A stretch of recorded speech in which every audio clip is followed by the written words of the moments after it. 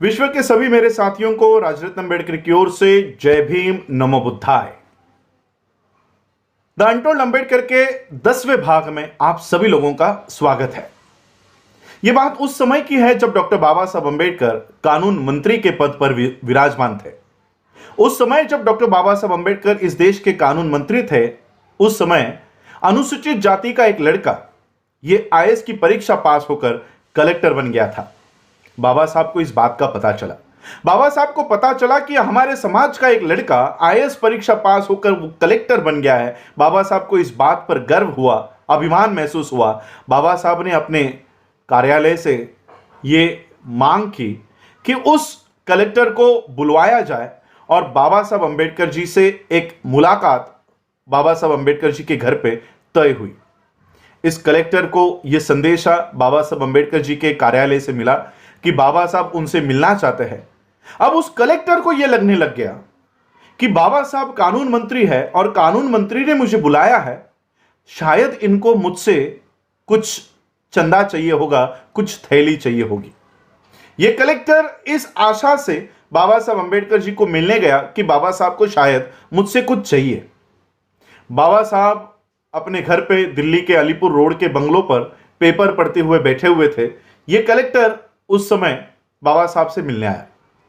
बाबा साहब ने पेपर पढ़ते पढ़ते उसको पेपर को हटाया। बाबा साहब ने देखा कि वो कलेक्टर बेटा, वो कलेक्टर बच्चा मुझे मिलने के लिए आया है। बाबा साहब ने पेपर बगल में रखा और उस कलेक्टर से कहा कि तुम अब नए नए कलेक्टर बने हो। कलेक्टर ने कहा कि जी मैं अभी कलेक्टर बना हूं। बाबा साहब ने कहा कि शासन ने आपको लाल बत्ती की गाड़ी दी होगी। कलेक्टर ने कहा हाँ, मुझे लाल बत्ती की गाड़ी दी है।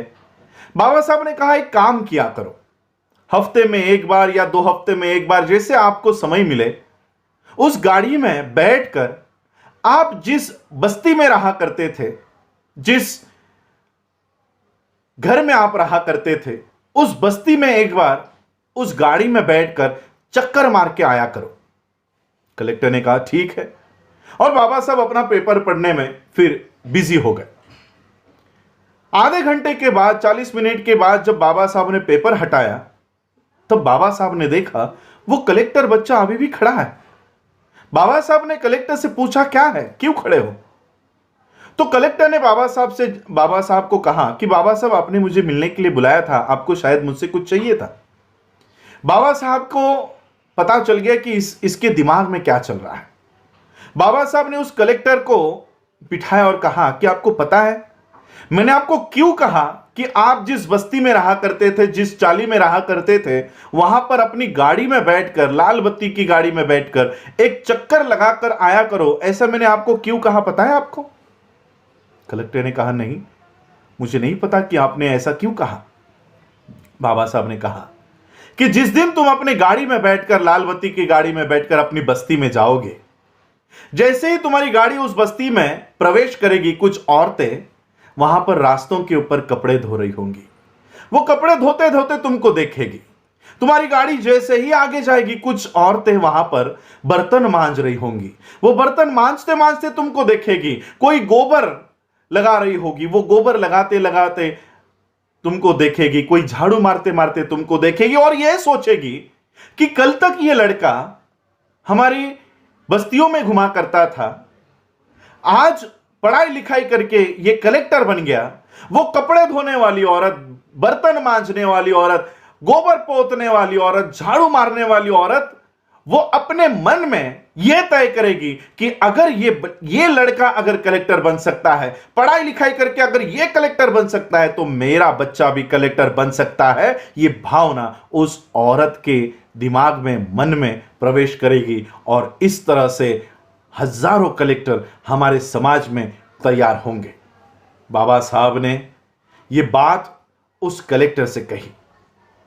आज मुझे आप बताइए, क्या बाबा साहब के इस बात के ऊपर हमारे समाज से निकले हुए कलेक्टर क्या आज बाबा साहब की इस बात को फॉलो कर रहे हैं?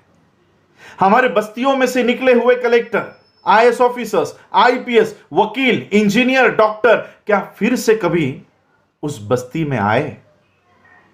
बाबा साहब ने हम लोगों को जो शिक्षा का अधिकार दिया है, यह शिक्षा का अधिकार अपने परिवार के लिए नहीं दिया है। बाबा साहब ने इस शिक्षा का अधिकार अपने समाज का उत्थान करने के लिए दिया है, और इसलिए बाबा साहब अंबेडकर जी के इस शिक्षा के अधिकार को प्राप्त करके जो लोग उस शिक्षा को अधिकार के प्राप्त करने के बाद अपने अपनी नौकरियों में और अपने अपने घरों में अगर जो कोई भी खुश होकर अपने परिवार तक सीमित इस शिक्षा का उपयोग कर रहा है, तो वो बाबा साहब अंबेडकर जी का बहुत बड़ा दोषी है। और इसलिए बाबा साहब अंबेडकर जी ने कहा कि यह शिक्षा का अधिकार तुम्हारे परिवार के लिए नहीं है, यह तुम्हारे समाज के उत्थान के लिए है। यह एक बाबा साहब की अनकही बात आज भी बहुत सारे आईएएस, आईपीएस, डॉक्टर, इंजीनियर और वकीलों को पता नहीं है कि यह शिक्षा का अधिकार, यह कलेक्टर पद, यह हमारे परिवार के लिए नहीं तो समाज के उत्थान के लिए है।